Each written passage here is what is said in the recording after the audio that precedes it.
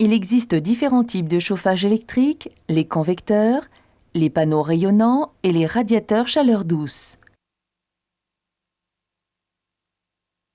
Un convecteur procure une chaleur irrégulière. Un chauffage à panneaux rayonnants offre une chaleur homogène dans toute la pièce avec moins de brassage d'air. Un radiateur chaleur douce diffuse sa chaleur dans toutes les directions. Il chauffe la pièce de manière encore plus homogène. Ici, pour notre démonstration, nous choisirons un chauffage de type panneau rayonnant. Si l'appareil est installé en remplacement d'un appareil existant, regardez la puissance de l'ancien. Sinon, calculez le volume de la pièce et multipliez-le par 50 watts pour un logement antérieur à 1974, par 40 watts si votre logement a été construit entre 1974 et 1982 et par 35 watts pour une habitation postérieure à 1982. Si vous souhaitez un calcul plus précis de vos besoins en chauffage, un professionnel peut réaliser un bilan thermique prenant compte de toutes les caractéristiques de votre logement.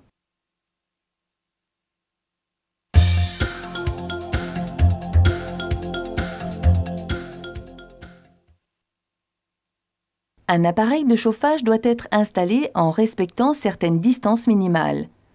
180 mm libre par rapport au sol, 150 mm au-dessus, 100 mm latéralement et 750 mm frontalement. Pour être installé dans une salle de bain, le chauffage doit être un modèle spécial pièce humide, il doit comporter ces symboles. Pour des raisons de sécurité, le chauffage ne doit pas se trouver dans le volume au-dessus de la baignoire ou de la douche. Le chauffage peut être installé à côté de la baignoire ou de la douche si les commandes de l'appareil se situent à plus de 60 cm de celle-ci, afin qu'une personne prenant un bain ou une douche ne puisse pas les manipuler. Les appareils ne doivent pas être installés dans un courant d'air qui risquerait de perturber sa régulation.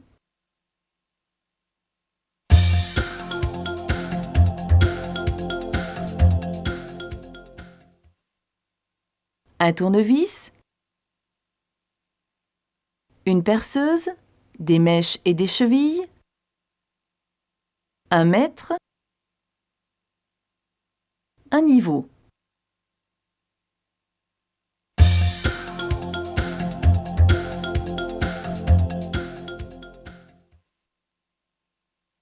Coupez le courant avant toute intervention sur l'appareil. Les appareils sont livrés avec un support mural qui sert de gabarit de pose. Pour éloigner le chauffage du mur, certaines marques proposent de placer une entretoise entre le support et le radiateur. Posez la patte d'accrochage au sol. Vérifiez à l'aide d'un niveau son horizontalité. S'il n'est pas tout à fait horizontal, ajustez-le et pointez les trous. Ceci donne la position de fixation inférieure. Remontez la patte d'accrochage en faisant coïncider les trous précédemment repérés afin de pointer les deux trous restants.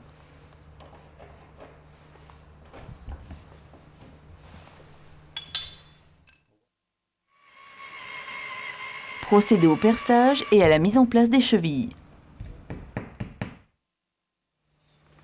Montez le support. Avant de serrer les vis à fond, ajustez son horizontalité à l'aide d'un niveau à bulles.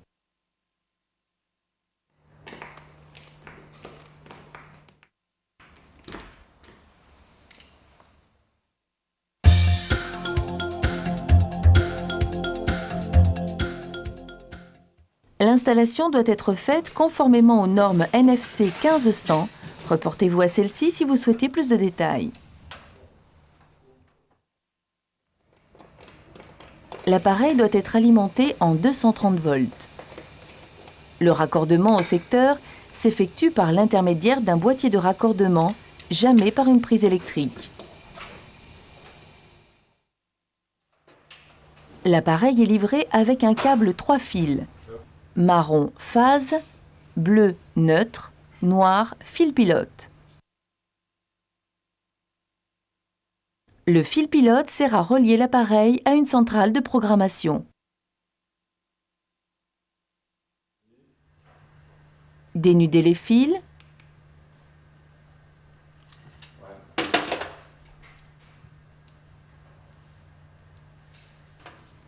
Raccordez le marron avec le rouge.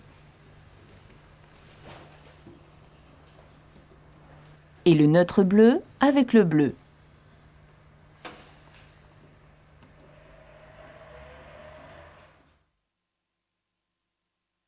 Cet appareil est de classe 2, il n'a donc pas besoin de terre.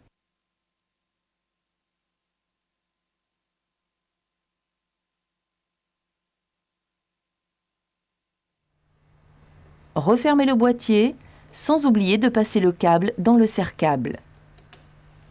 Dans les locaux humides, comme les salles d'eau et les cuisines, il faut installer le boîtier de raccordement à au moins 25 cm du sol.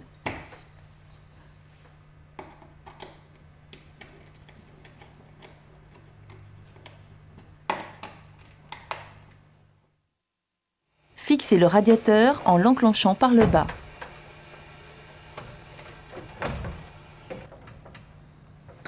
Soulevez le radiateur pour accrocher les fixations hautes.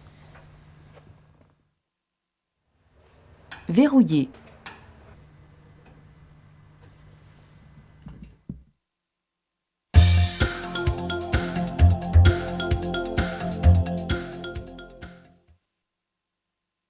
Lors de la mise en service de l'appareil, vous devez régler les températures confort et écho que vous souhaitez.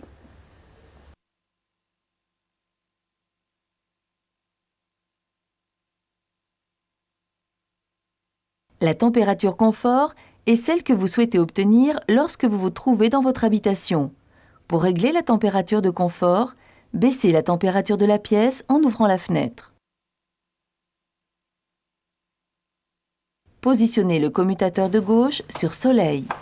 Fermez la fenêtre et mettez le thermostat au maximum. Le voyant rouge de chauffe s'allume. Quand la température souhaitée, par exemple 20 degrés, est atteinte, vérifiez avec un thermomètre, tournez le thermostat vers la gauche jusqu'à ce que le voyant s'éteigne. Ne plus toucher au thermostat, il fera toujours 20 degrés. C'est la durée du chauffage qui variera en fonction de la température extérieure.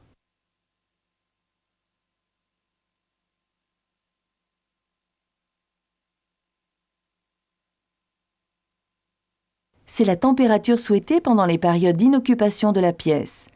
Il est conseillé d'utiliser ce mode pour les périodes d'absence supérieures à 2 heures.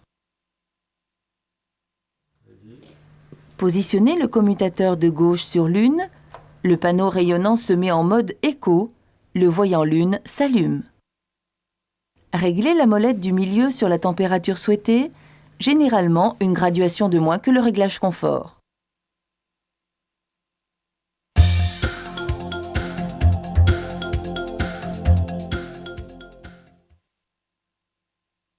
La programmation permet de réaliser des économies importantes.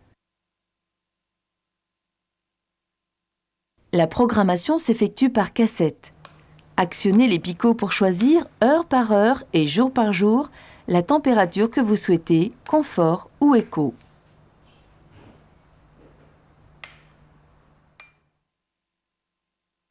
Une fois tous les réglages effectués, dévissez le cache et insérez la cassette au dos de l'appareil.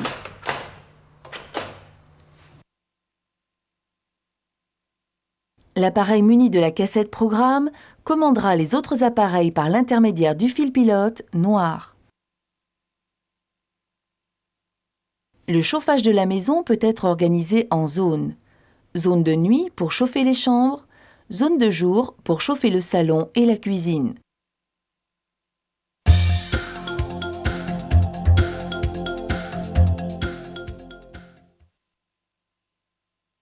Il est inutile de mettre l'appareil au maximum, la température de la pièce ne montera pas plus vite.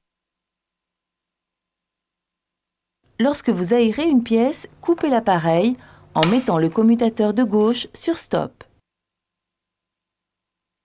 Si vous vous absentez moins de 2 heures, laissez l'appareil en mode confort. De 2 heures à 24 heures d'absence, mettez-le en mode éco. Plus de 24 heures ou l'été, mettez le mode hors gel. Plusieurs appareils dans une même pièce donnent une température homogène sans augmenter la consommation électrique. Évitez que les enfants s'appuient sur la façade de l'appareil.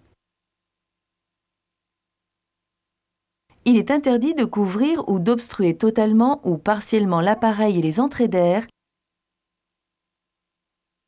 La carrosserie de l'appareil peut être nettoyée avec un chiffon humide, mais n'utilisez jamais de produits abrasifs.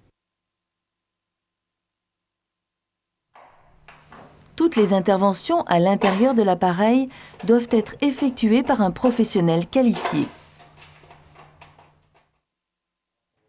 Pour conserver les performances de l'appareil, il est nécessaire environ 2 fois par an d'effectuer à l'aide d'un aspirateur ou d'une brosse le dépoussiérage des entrées et sorties d'air. Vous pourrez ainsi profiter longtemps de votre nouveau chauffage.